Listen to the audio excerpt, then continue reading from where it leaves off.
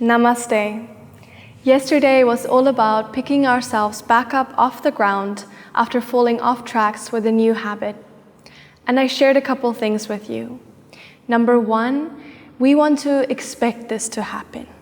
If we can understand that at some point we're all going to fail, and if we can normalize making mistakes, they lose their severity.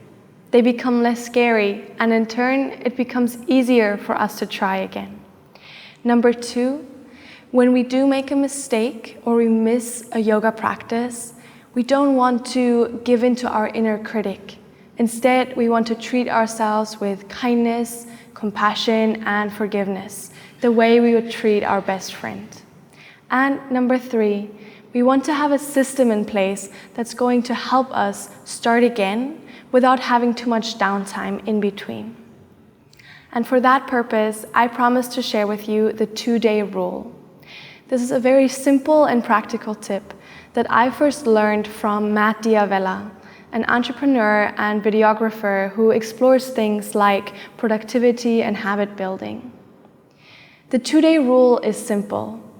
Never let yourself take off 2 days in a row. You can take off 1 day, even multiple days per week, but you have to show up for your yoga practice at least every other day. That way, you allow yourself a day of rest, and we all need a break sometimes. But you make sure that you stay on course and committed to your goal in the long run. Because what happens when you take off 2 days in a row? You're already losing momentum, and those 2 days will easily turn into 3, 4, 5 days off. And then you've completely lost track of this amazing habit that you've been working so hard on trying to build. To make sure that the 2-day rule works, it's important that you're actively keeping track of your progress.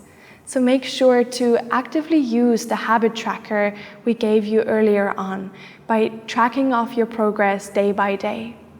Otherwise, if you're just trying to keep track in your head, you will easily get confused. You don't have such a good overview of your progress, and the 2-day rule loses its potency.